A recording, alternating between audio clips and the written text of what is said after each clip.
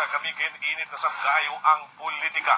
Governor Romualdo o J.J. Romualdo mga kaalyado gikasuhan sa mga kaatbang sa politika. Nag-patrol sila Joy Labrador.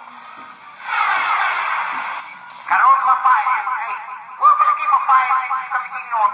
Giyag-yag sa ulog kapahinang dokumento sa mga complainant nga sila Attorney Humupuno Adaza, Rita Gallardo, Luisito Ucab, Angustia Hadman, Raul Yacuna, Michael Co ug Manny Horjan.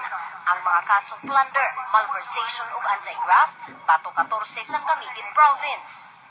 Upat kanila, gilangkuban sa mga taas nga opisyal sama nila Governor J.J. Romualdo, iyang amahang si Congressman Pedro Romualdo, Mabahaw Mayor Maria Luisa Romualdo, o Ginsiliban Vice Mayor Joan Marie Ruben.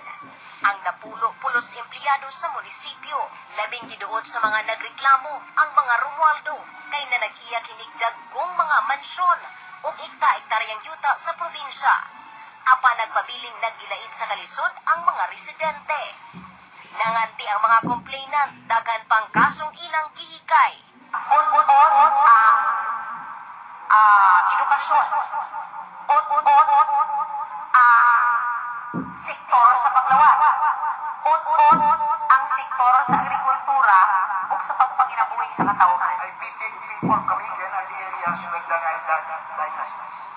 Ang mga nireklamo halos pulos mo kandidato sa Camiguin.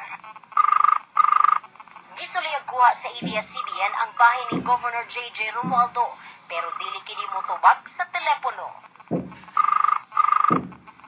Sheila Joy Labrador, Patrol ng Pilipino. Abli ang ABS-CBN News para sa bahay nila Governor J.J. Romualdo. Ni kampiyon ang CSU Kabatbaran